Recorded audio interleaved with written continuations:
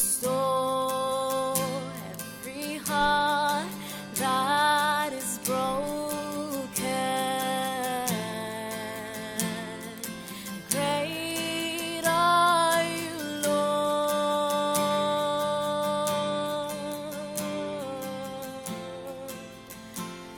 and great are you, Lord.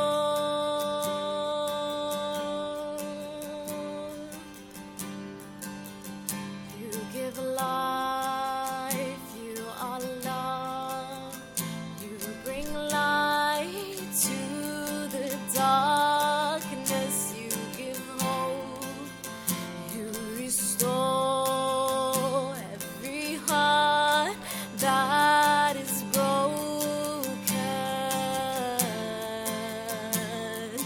Great are you, Lord.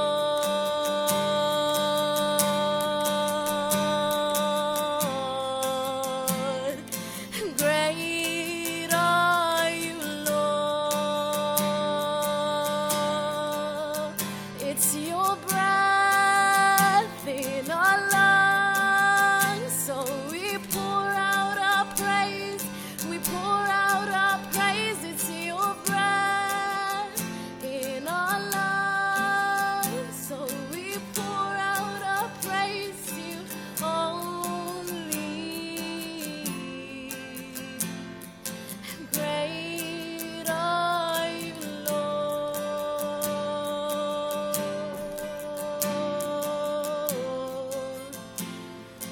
Great are you, Lord. And all the earth will shout your praise. Our hearts will cry, these bones will sing. Great are you, Lord. And all the earth will shout your praise. Our hearts will cry, and these bones will sing. Great are you, Lord. And all the earth will shout your praise, and our hearts will cry, and these bones will sing. Great are you, Lord. It's your breath in our lungs, so we pour out our praise. We pour out our praise. It's your breath in our lungs, so we pour out our praise. We pour out our praise. It's your breath in our lungs, so we pour out our praise to you only.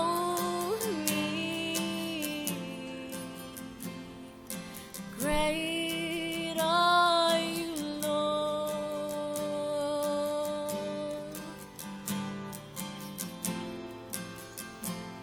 and great are you, Lord.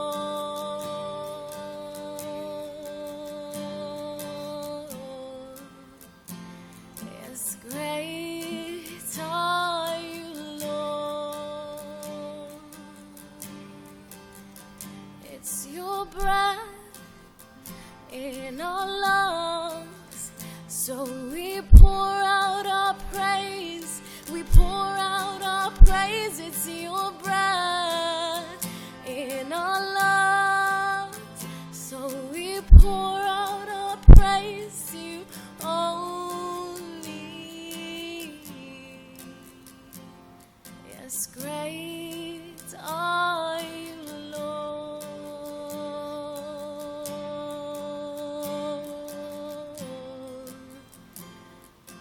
Great are you, Lord.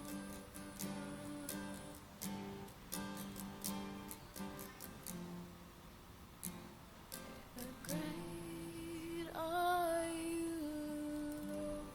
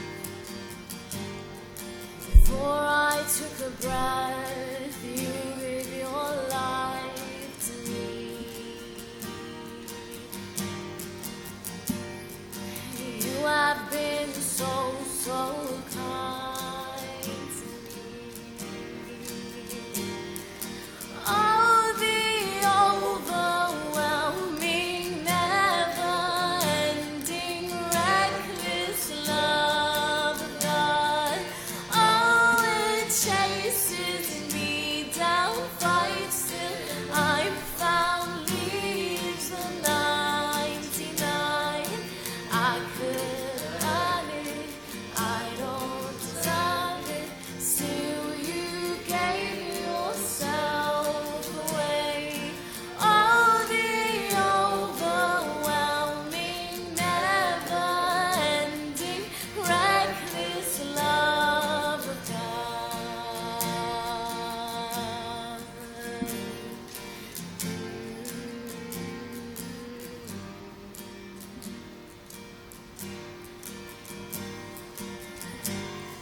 When I was your foe, you were singing over me.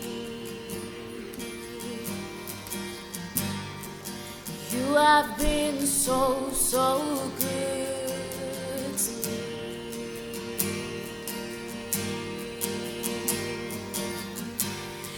When I found no worth, God, you paid it all for me.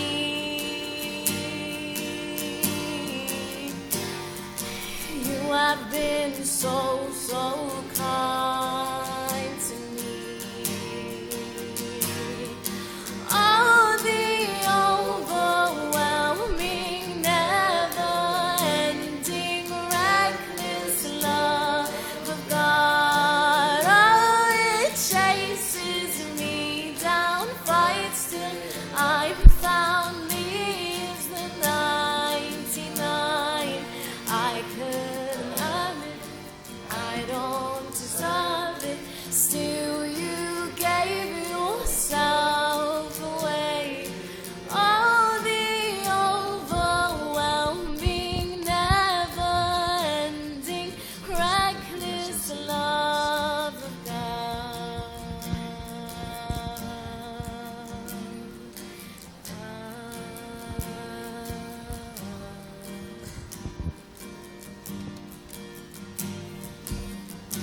There's no shadow you won't light up, mountain you won't climb up, coming after me.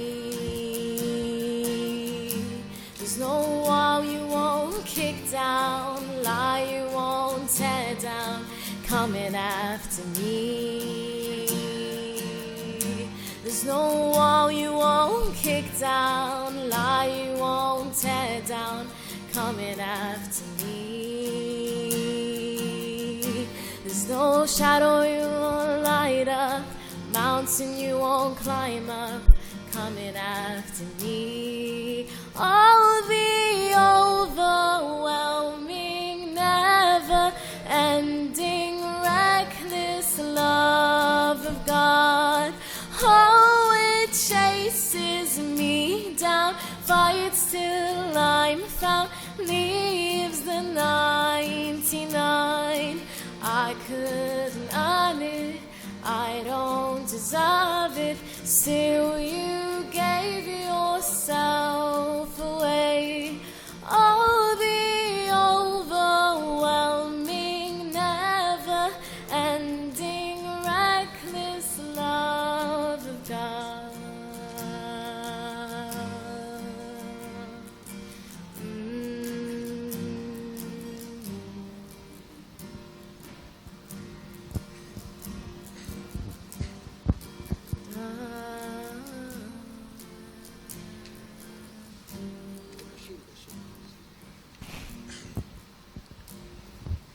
Ik ezma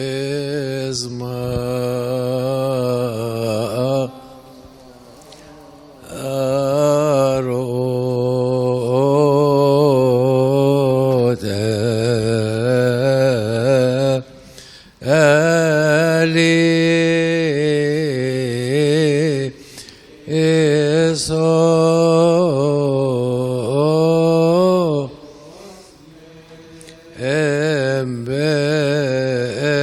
Embekyo tena aga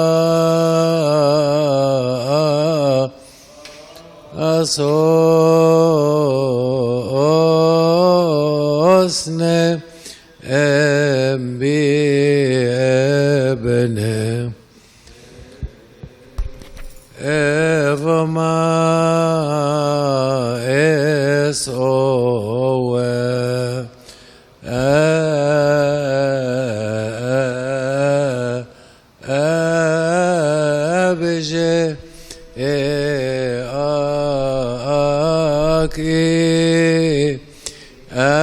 أكسوتي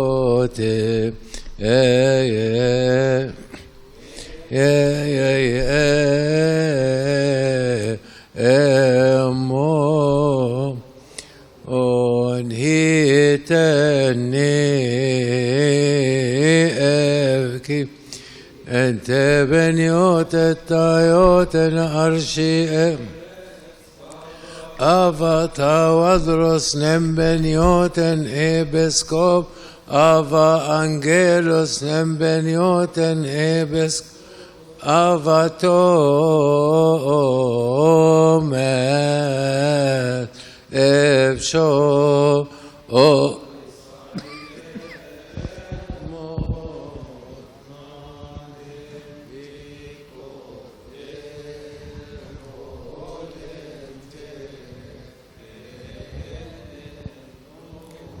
Lord, have mercy. Lord, have mercy. Hear us when we pray thankfully. Our Father, who art in heaven, hallowed be thy kingdom come, thy will be done on earth as in heaven.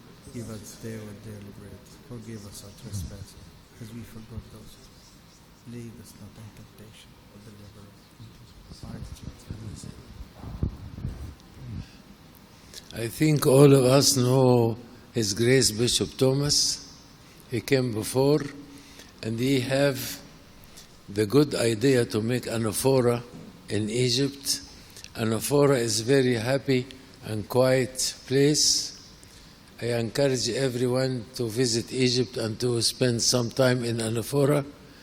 Sayyidina, be welcome أي واحد. I think anaphora have no electricity. فيش كهرباء ولا فيها دلوقتي. In the beginning it was haven't any electricity, but now she had. So Anba Thomas have good experience in serving the bishop, the young people. So we have the pleasure to have his holy words now. Thank you.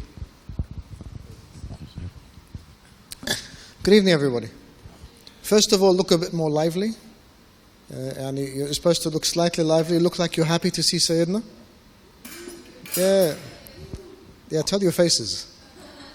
No, it's good to see you all, and it's a real blessing for me to welcome Sayyidina as a dear father and brother. We had a wonderful time at St. Mary and Archangel Michael last night. The proof is they're here today, which is good. And God willing, tomorrow, Sayyidina will be at the center from 10 o'clock until about 8. We have a full program. We're following the theme of love faith, live faith, which is the end of our theme for the year. But I don't want to hold you up anymore. There'll be time for questions at the end. But please listen.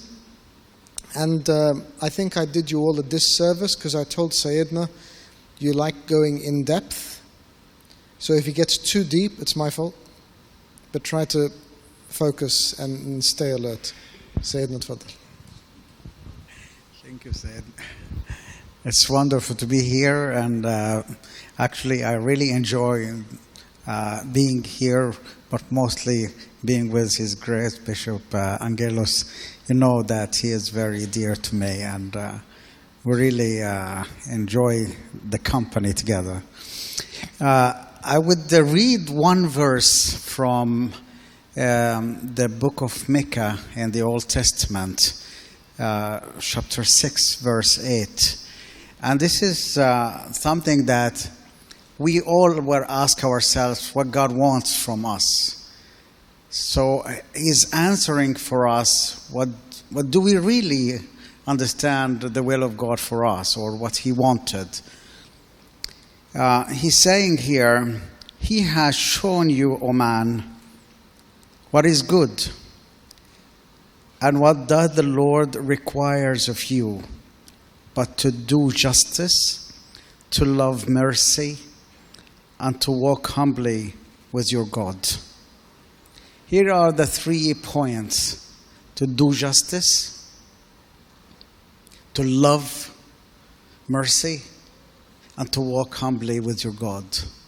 And this is something that we may think that God wanted from us, a lot of things, but it is not. Actually, so if we see like doing justice and loving mercy and then living humble, that's the main three lines that God wanted from us. And if we think of the first one, justice. What's justice for us? Is justice just to follow the law? Or just to understand the vision of God for us?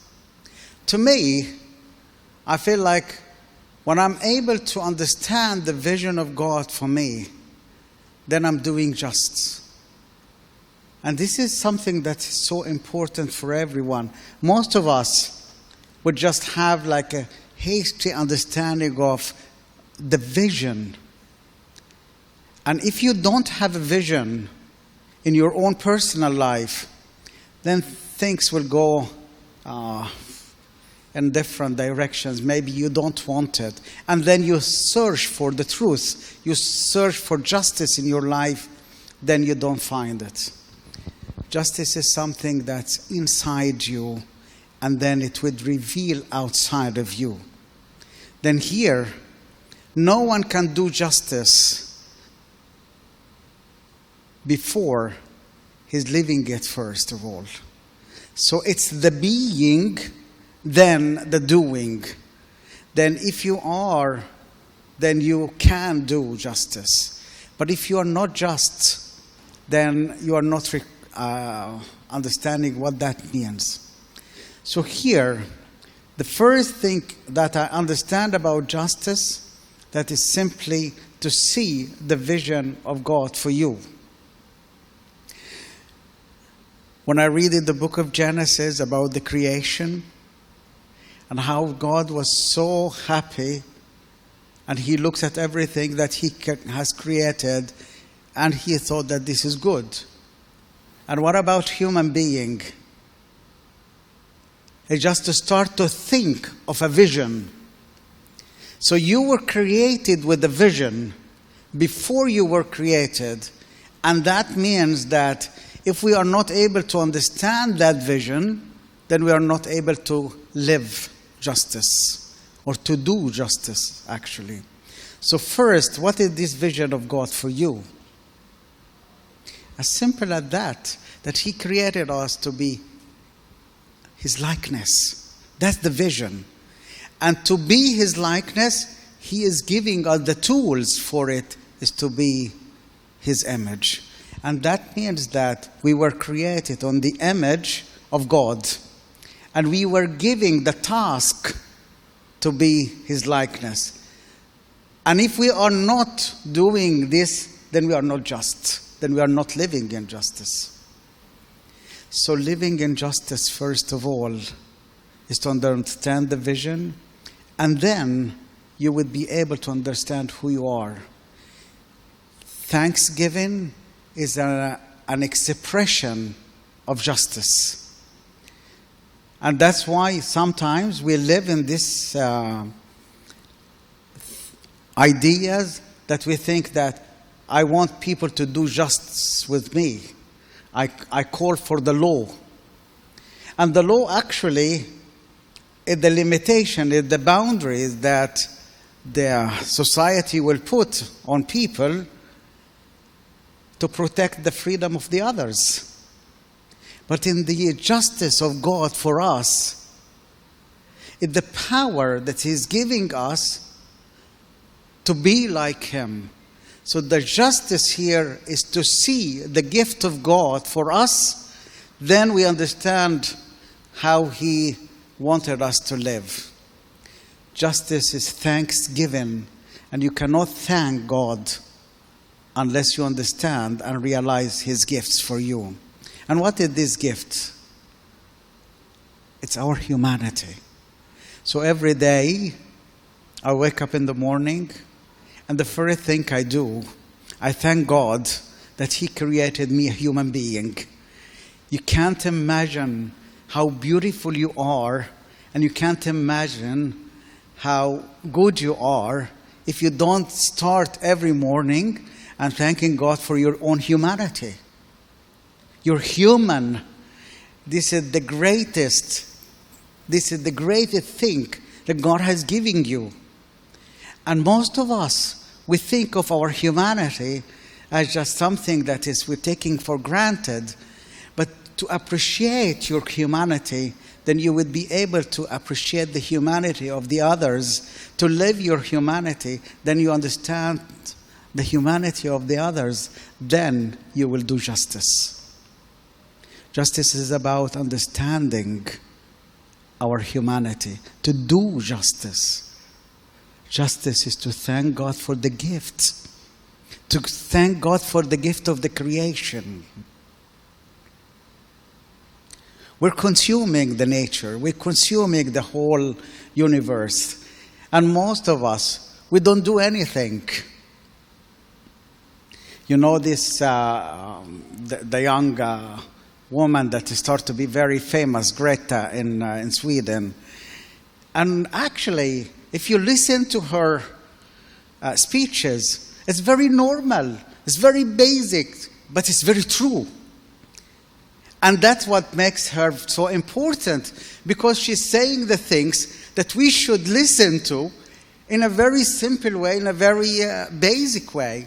It's not a philosopher. She's not a philosopher. She's just a basic stating, please take care of the nature, take care of our universe, meaning be just.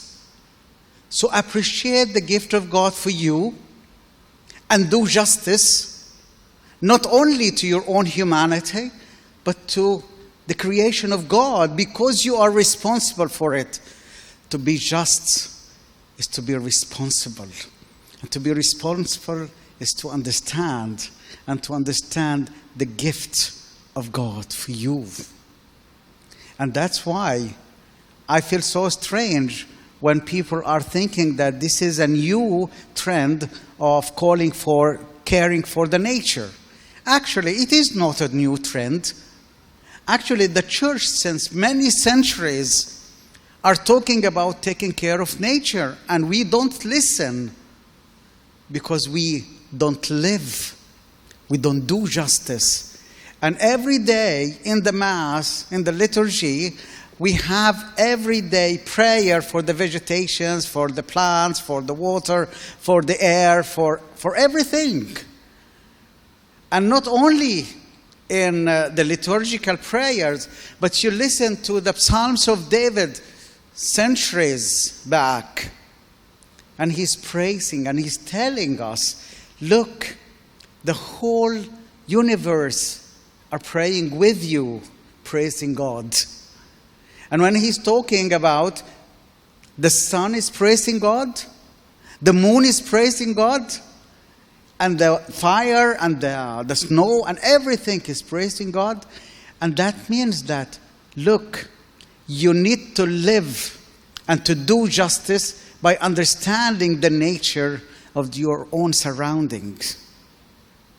And then we come now in the 21st century and we come and say, this is a new trend. This is a new way of thinking. But because people did not understand it from the beginning, they saw now this is something new. It is not new. It is the will of God since the beginning that you would do justice and be a human being, be a responsible person. To do justice is to feel what's in there in the whole globe, is to go out from your own local surroundings and look at the whole world. We have in this planet 7.7 billion persons. 7.7 billion. 3 of them are living, 3 billions are living under $2.5 a day. Can you imagine that? Can you imagine the needs and the lack? I'm not going to tell you that take all your money and go and distribute it. But be responsible. Think. Think outside of the box. Think a little bit. And that is not a matter of that going to give money. It's a matter of feeling the others. Charity is not giving money, but charity rather feeling the other and their pain and their needs. And just thinking of them is something that it will give you a new way of your own understanding of your own life. And that's what I'm saying here. To do justice is to be yourself and to thank God for the gifts, to thank God for the creation, to thank God for the nature. Imagine if every person in this planet were rethink the behavior that they do. I was in a conference talking about the SDGs, the Sustainable Development Goals of the United Nations. And I just came up with an idea and said that, of course, I know that this idea would not be implemented. I know that it's not, it will not happen. But anyway, I felt I have to say it, even though I know it will not happen. I say, imagine if the whole world agreed on one thing, to take the budget that we spend on military and the equipment, buying weapons, and that 1 year we take all this money and build schools and hospitals and solve the problem of poverty. I know that it would not be accepted with the big forces. I know it's not, but anyway, I had to say it. Because I felt responsible. I felt responsible on saying something about justice. And this is for me, justice. Justice is to feel the pain and the needs of the others, even though you cannot do it, but still you need to say it. Maybe one day people would remember those. And you see the attempts of the whole world in doing justice with their own mindset of trying to put regulations. But justice is something inside you. To do justice is to feel your humanity. And that's what I feel. If we are able to understand our own human side, feelings, understanding, gifts, belongings, relationships, that's justice. Justice is not the law. Justice is the grace of God for us. And if we see justice as the law, then we are mistaken, because justice is to appreciate the gifts of God for us. And that's for me what I feel like I can do justice whenever I stand up for prayer and I think of those who are marginalized, and I think of those that they are not there, even if I cannot reach to them, and then I still feel them. Connect with those in your own surrounding. And your surrounding actually is much more than you think. Your surrounding is much more, because you're not surrounded only by human. You're surrounded by the whole creation, the seen and the unseen, the physical, the biological, and the spiritual at the same time. Then to do justice is to realize who you are and your surroundings. Do justice. Feel your presence as a human being. The second, God didn't ask us to do, but to feel. To love mercy. It's a big difference between doing justice and love mercy. It's very easy for people to give away something they don't need. That's very easy. But to love it is something different. God wanted us to love the mercy. And when you are able to love mercy, that means that your whole life would become a being. Love, mercy is not doing it. Loving it is living it. Let me tell you a story that I know from some people. But this is a real story, not like the one that I heard yesterday. I told them a story yesterday. But this is a real story. It was about one little boy. And this little boy, that he heard that his grandma is going to have like a small kitchen in her home, that everyone passes by, they will receive some food. And the little boy came to his grandma and say, "But can't you let them in?" But the answer is no, because they have to live outside and the family has to be intact. Then here is the debate between the little boy and the grandma. The little boy is thinking that if you really want to help them, let them in. And the grandmother is saying, no, you have to understand and respect the family, and then they will have to stay outside and receive whatever gifts they would receive outside. And here, if you look at these two perspectives, one would say, yes, the grandmother is very wise in protecting her family. But doing mercy is something, and loving mercy is something else. The little boy understood with a very innocent nature that loving mercy is something much more than doing it. Doing justice is very important, but loving mercy is also important. And it ended up that the little boy decided to eat with the poor ones. He went and ate with them. And every meal he would eat with them, and that was a pain for the grandmother. And that's a very strange thing. But then here, God wanted to give him a reward. And he gave him a person. He used to come and have lunch. And that person called Gawargi. And this Gawargi was a very old man. But he taught him a lot of those feelings, understanding that it's not only the poor people, they are dumb and very far away. That Gawargi was a very wise person. Even though he was very poor, but he was wise. And he taught this little boy a lot of good things.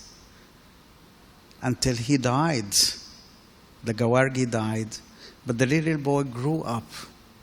And then he was able to understand exactly what that means to love mercy and open your heart before your home.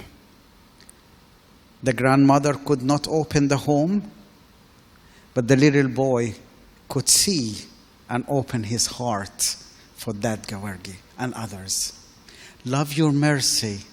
When you are able to love the good things that you should do, is completely different than when you are able only to do it. Lots of charitable organizations, they do mercy. They do it. But they don't love it because it becomes like a business. And here is the problem. When mercy becomes business, then where is it? It's lost. Then it becomes very framed. And Jesus wanted us to break the frame before you break your bread. And this is something strange.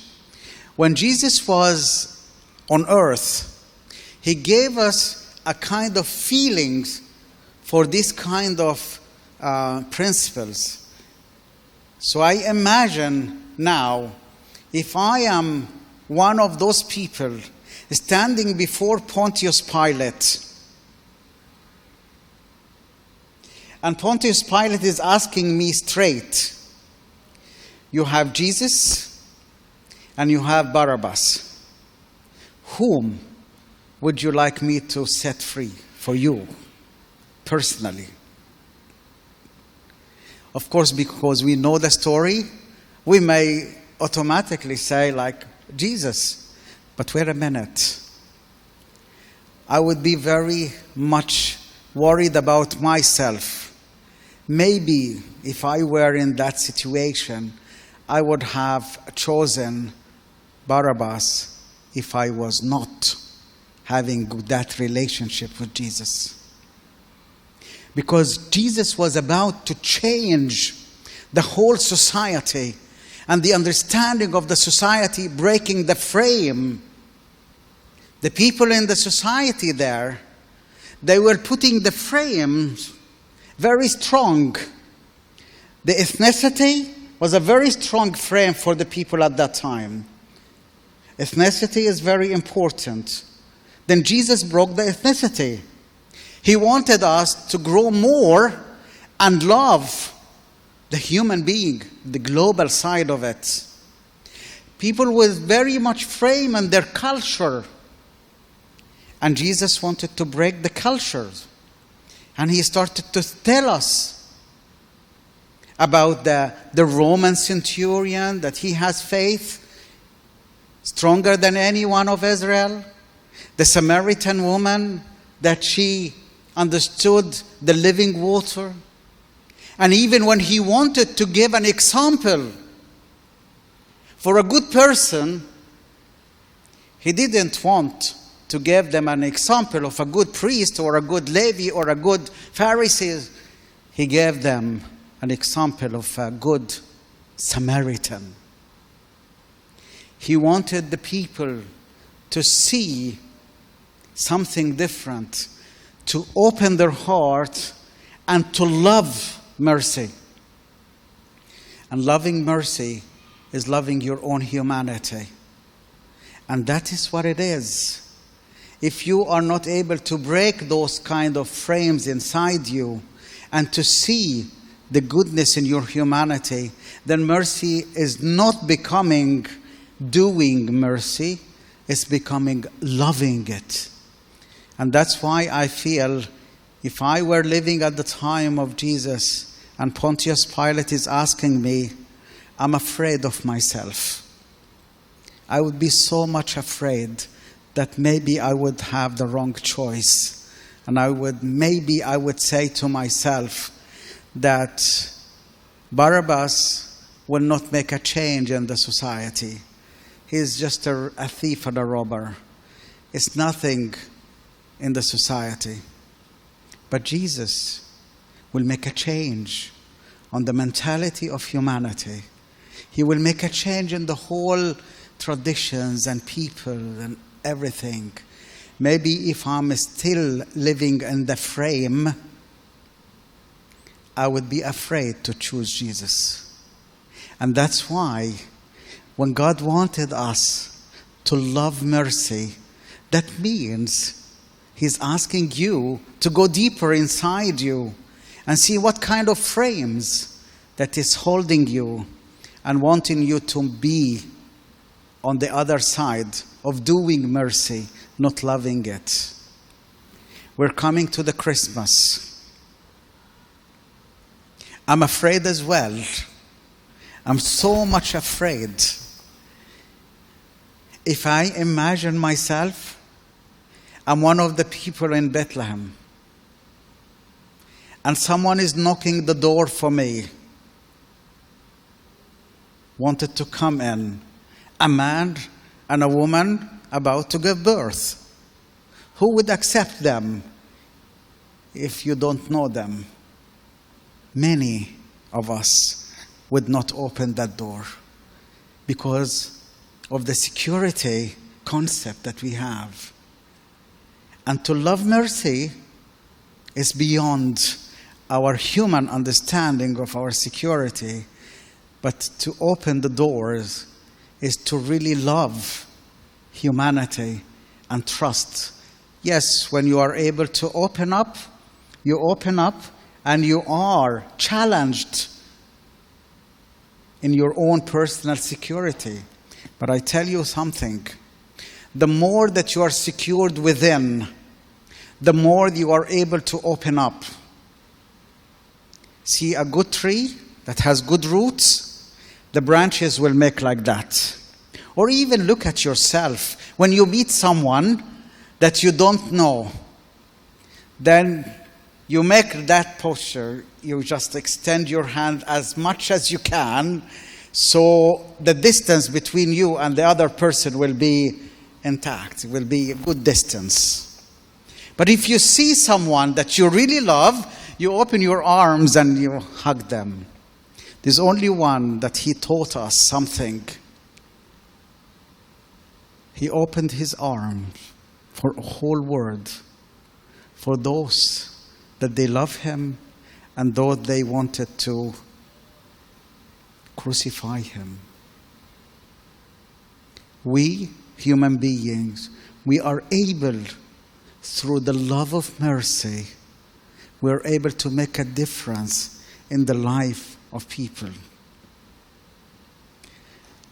We have seen a lot of those young kids, when we are trying to serve them, we run a program. We call it Second Chance. And the second chance is to bring those who dropped out of the school. We try to bring them back to school. So we make like a lot of training for them, and we have them at Anaphora for training and education, and then we send them back to school.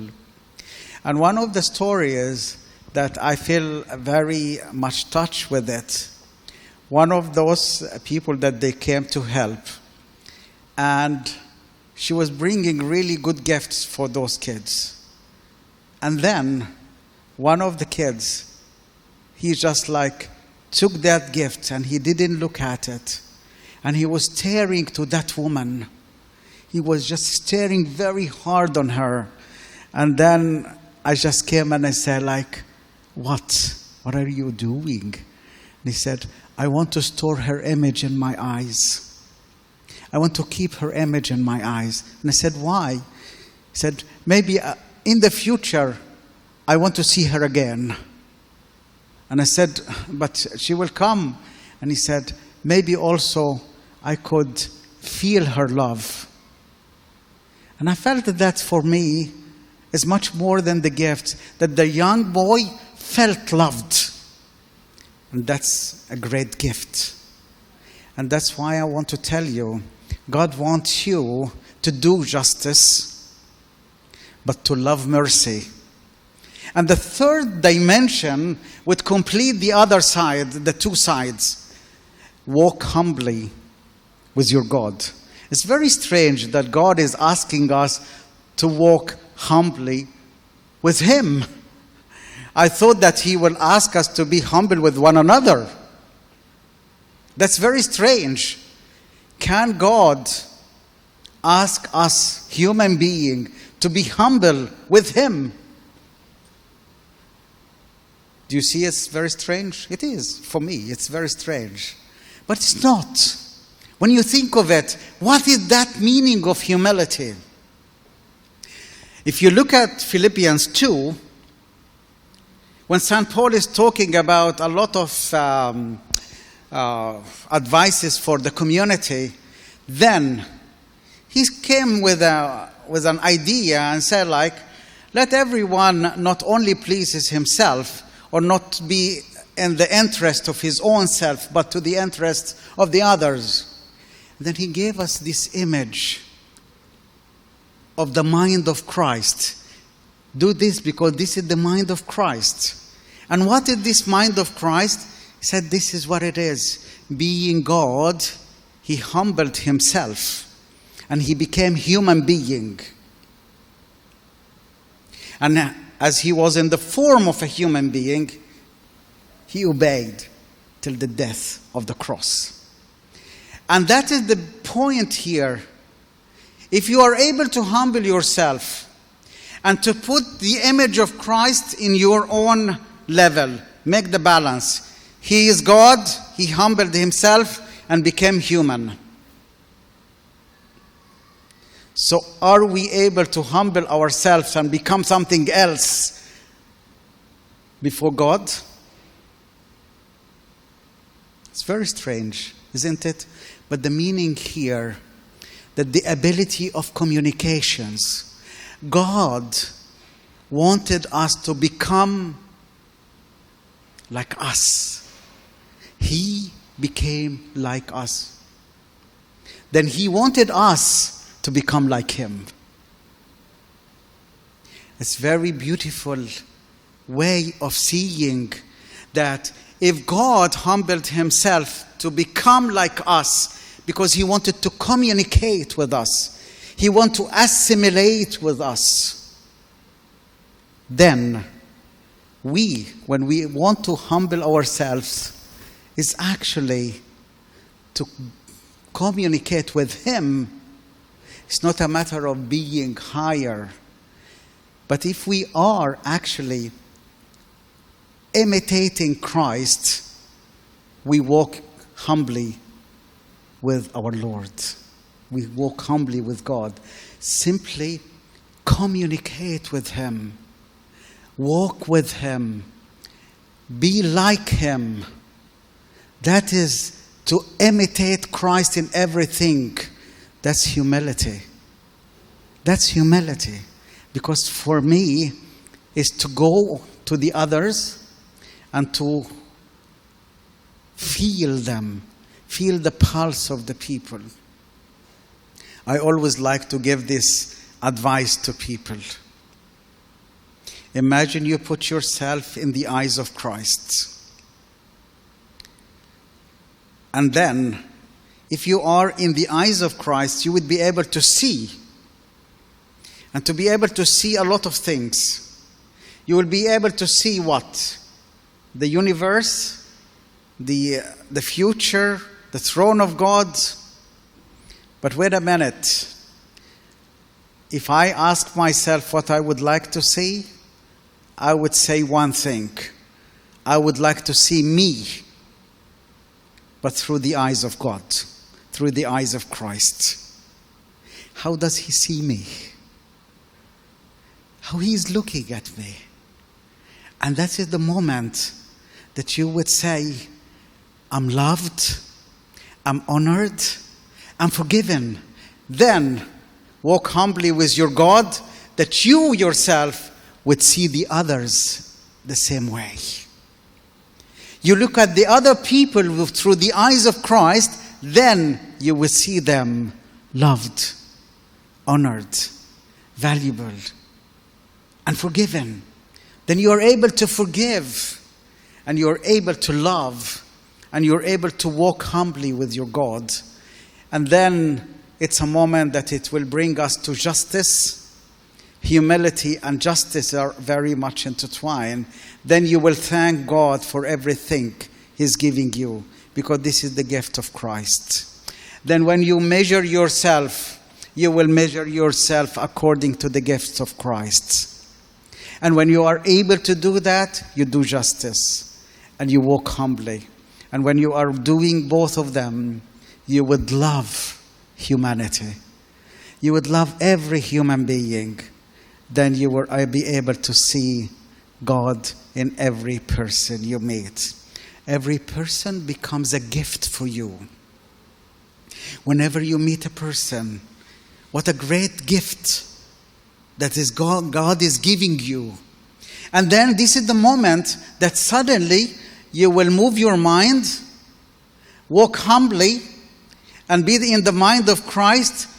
He humbled himself and he gave himself for us.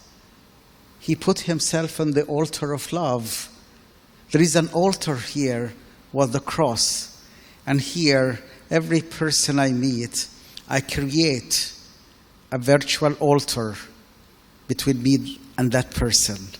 And I see and ask myself, what could I offer there? Then I will humble myself before my God and look at Him and imitate Him and say, I can offer myself. Abraham was able to offer his son. The widow was able to offer the last piece of bread for Elijah. And Daniel was able to offer his position. Everyone was able to offer something. And for you to walk humbly with your God is to be able to create a virtual altar with every person you meet, because this is the gift of God for you. It's a great opportunity. Then you can offer whatever you have, the gift of God for you. So this is what God wants you to do. Do justice, love mercy, and walk humbly with your God. Glory be to God. Amen.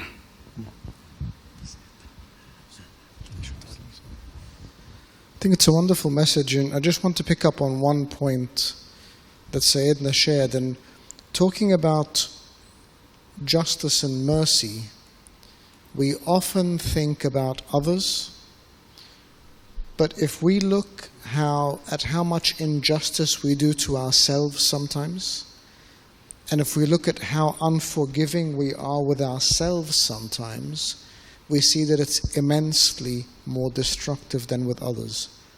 Because if I can't love myself or have mercy on myself, if I can't be just with myself, I can't do it with anybody else. A, because I don't think I can, and B, because I don't think anyone else is worth it or entitled to it, because I'm not. And that's why what Sayyidina said about our Lord coming, and the one, I just wrote down one quote from Sayyidina, which was, when I see myself through the eyes of God, I see I am honored, I am loved, I am forgiven.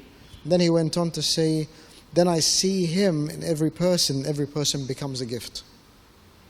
And so it's undeniable that the way we see ourselves impacts the way we see others.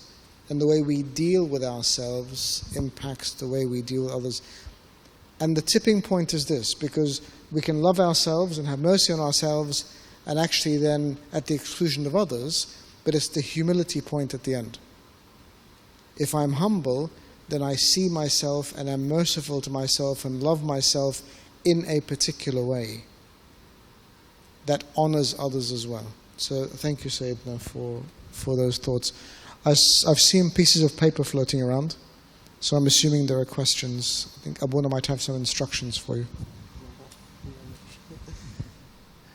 Any questions? Any questions to Sayyidina? Or are written? Okay. The questions?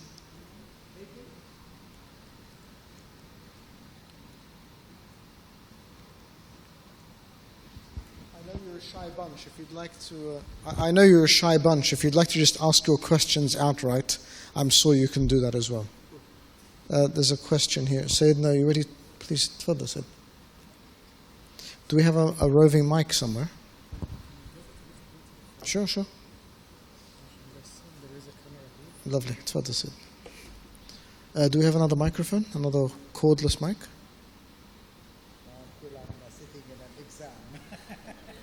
This is the big examination panel.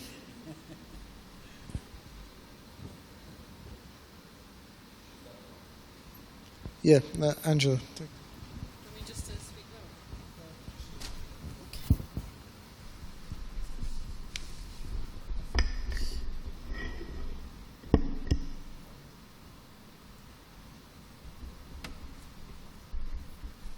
Okay. Thank you, Sid. My question is around what you were saying about love mercy, but do justice. I think realistically, in our society, it becomes very hard to be wholeheartedly giving and generous without wisdom, because there's a lot of situations where people have given without wisdom, and it's really negatively impacted them or their family or whatever, in ways that I think the way that you were talking, it kind of doesn't cover that aspect of it. So can you give us any advice in terms of how to give but with wisdom in a way that God would require? Just one example I can give you is that there was a family that brought a homeless person into their home to live with them.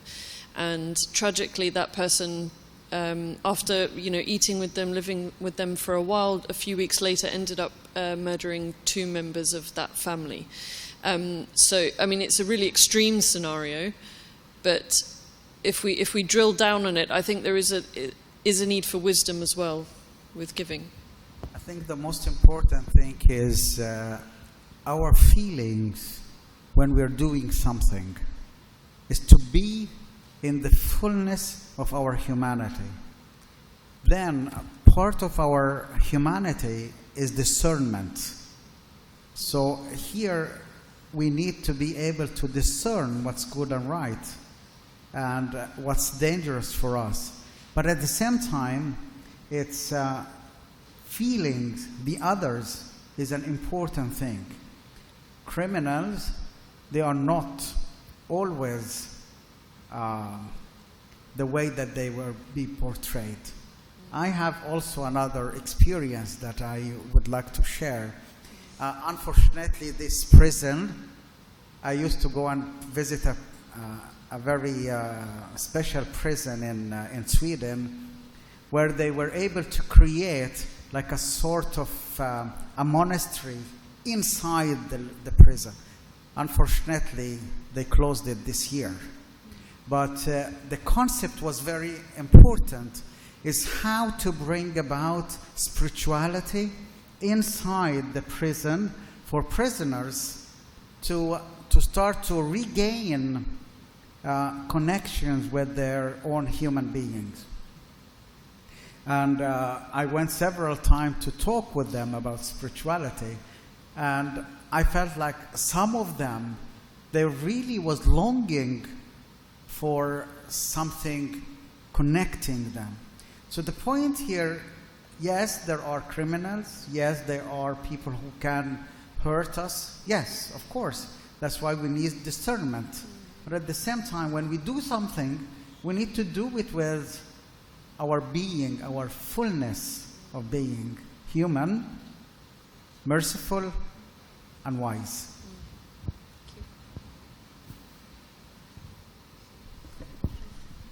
Anyone else? Questions?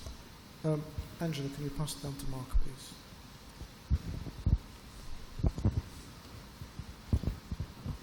Hi, Sayyidina. Thank you for your sermon. I think it's the right word. It's a bit off topic, but I've been struggling with walking humbly and being confident. I think there's a line to be drawn by being humble, but being confident in yourself and confident as that you're a child of God, that you are forgiven, and that through Him you can do like you can do whatever you want. Basically, you can do whatever He wants you to do. And there's a certain line that I can't. There's almost like a grey area where I can't quite find where the line is. Does that make sense? Do you understand? Did you guys do it? I think here understanding humility would need to be redefined. For me, to be humble is the ability to communicate, to go to the other side, feel them, feel the other side, and be able to communicate with them. That's the example of Christ Himself. He became human. So that means that a good leader, a person who is confident in himself, would be able to do that. It's part of the human skills is the ability to communicate and to feel the other side. And that means that I would not put any contradiction between being humble and being confident in myself. The second thing, I would put also the gift of Christ, the understanding that whatever I have of goodness inside me and the skills that God has given me is the gift of Christ. And that means that I'm not bragging by myself, or I say like, this is what I did. But I would say like, inside me, I know that this is the gift of Christ, that He gave me that task to do, and I did it. So here it's no contradiction again inside me between doing something good, being successful, reaching to excellency, and on the contrary, I would see, being the image of Christ, I am responsible to show to the whole world a culture of excellence. Because being the image of God, then you need to be there. Excellency is the character of the people of God. And that means that when we have done something great, we simply would say it's the gift of Christ. So humility is not being weak, is not being marginalized, is not being unconfident, it's not being just to show the lowest, but simply is to understand inside us it's the gift of Christ, the ability of communications, the ability to achieve things and glorify God through your doing. I'll touch on that for a minute. One of the greatest examples we have of leadership and humility is John the Baptist. And when St. John talks about, I must decrease and he must increase, I think that's where the balance is. So let's give it a practical example. I can't play music to save my life, right? I just can't. I've never learned, too late now. You've got your guitar with you.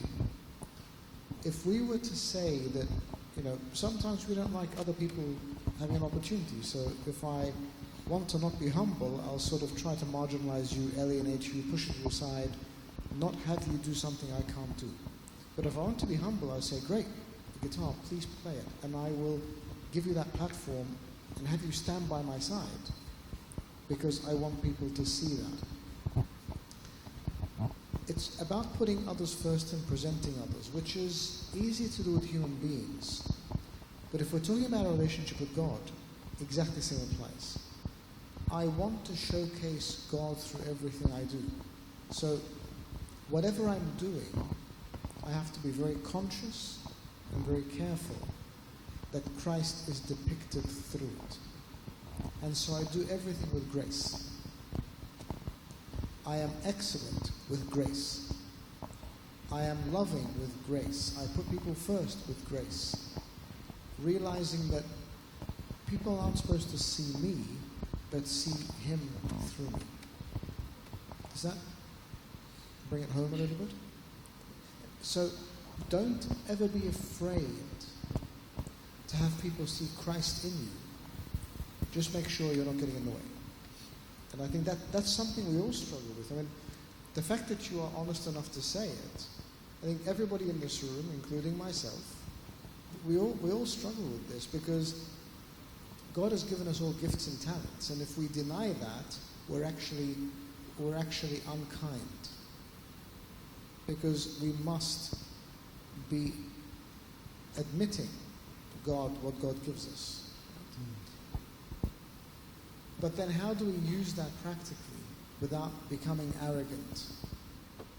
And I think that's something we all continue to struggle with until we get to the point of saying, actually, I didn't create myself. I didn't make myself.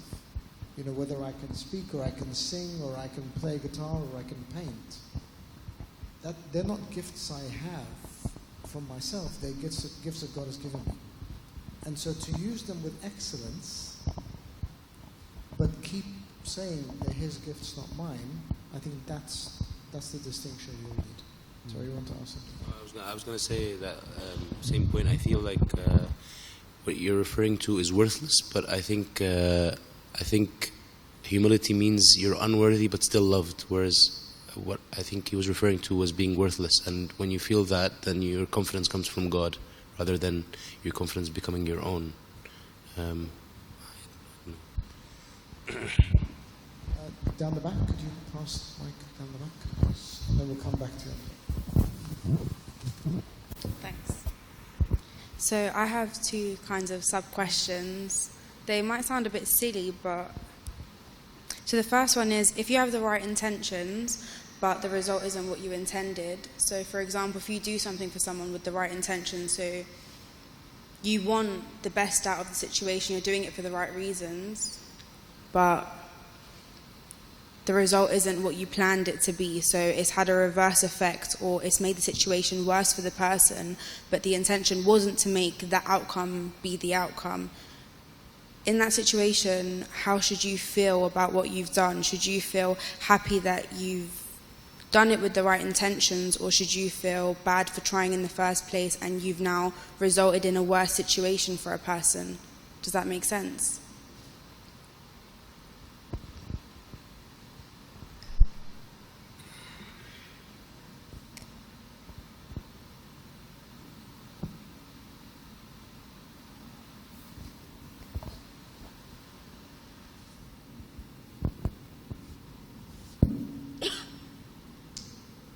I think,